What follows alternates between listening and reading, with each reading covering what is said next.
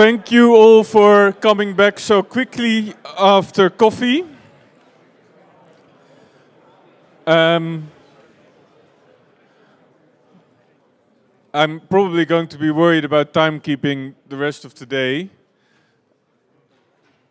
So I'm sorry for that. I'm happy that a lot of people who had to spend the morning at the Spanish Steps are able to come in now because there's some room in this lecture theater. I would like to remind you that except for the QR codes, please do not take photos and film. Also, generaals, particularly if they're called Duchenne. Thank you. Thank you for being back here. We have an intermezzo with 3 interviews before lunch, and the first one is with Dr. Dr Sweijs, the Director of Research at the Hague Center for Strategic Studies and a Senior Research Fellow at the War Studies Research Center of the Netherlands Defense Academy. Welcome, Tim. You wrote a book on coercion. Now, France's students had lectures on that, but for those who didn't, can you explain shortly what coercion is and why it's relevant in this context? Definitely, Ernst, and thank you for having me here. The good Clausewitzians know that war is an act of force to compel your enemy to do your will, and that's a mouthful.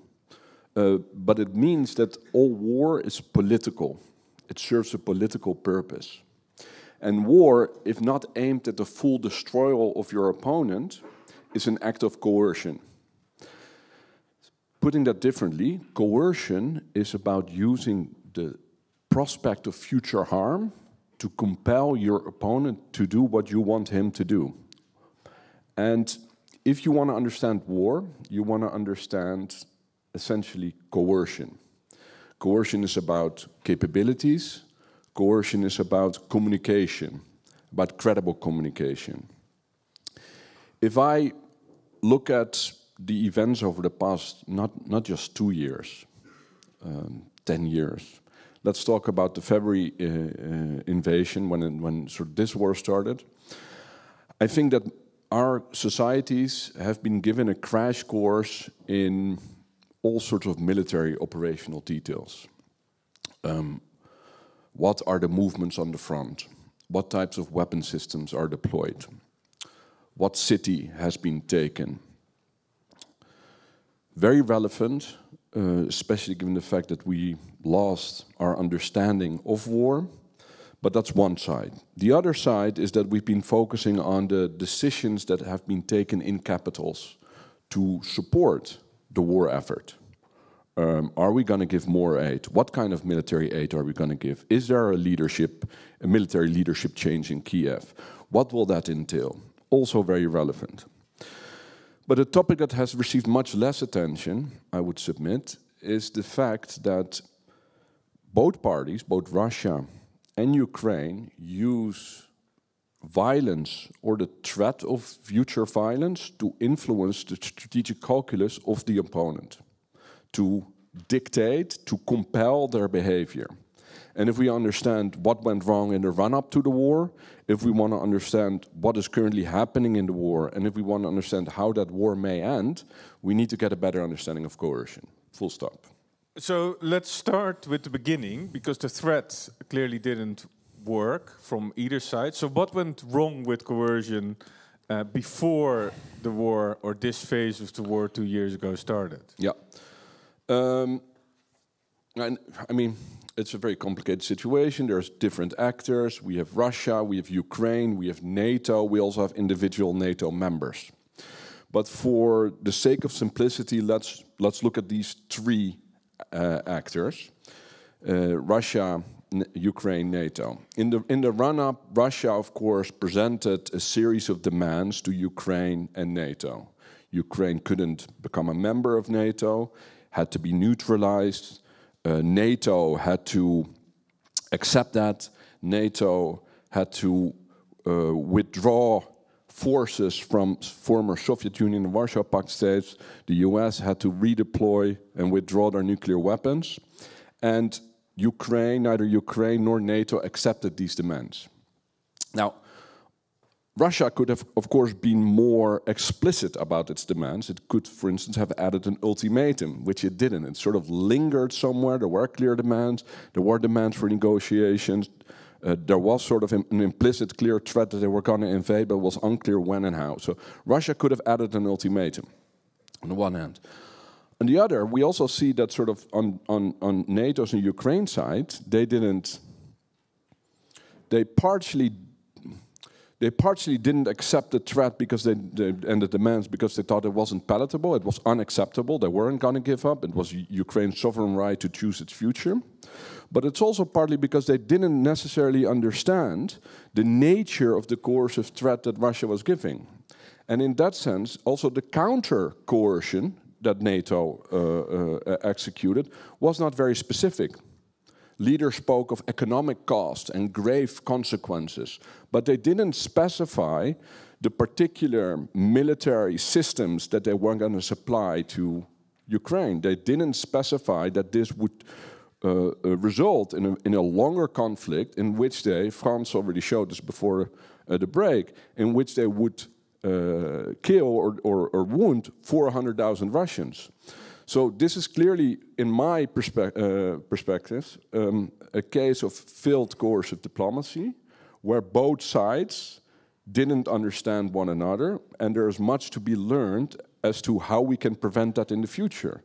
Not just in terms of capabilities, I mean, that has been amply discussed, but also in the ways in which we communicate that. Let's move to coercion during the war. A year ago, we had an interesting conversation about the nuclear dynamics. How did the nuclear dynamics play into coercion during this war? Well, I mean, and this has been, this of course has been amply reported on. I mean, we've seen repeated nuclear saber rattling of the Russians, specifically aimed at preventing Western intervention in the conflict, and with some success, you could argue. We had a dinner at your place last year where Lance Friedman, the dean of the nuclear deterrence literature, already argued this. He said nuclear deterrence worked. And he, I mean, he also made this more explicit in a piece he wrote last month for Survival. There was no direct Western intervention. There was no nuclear escalation.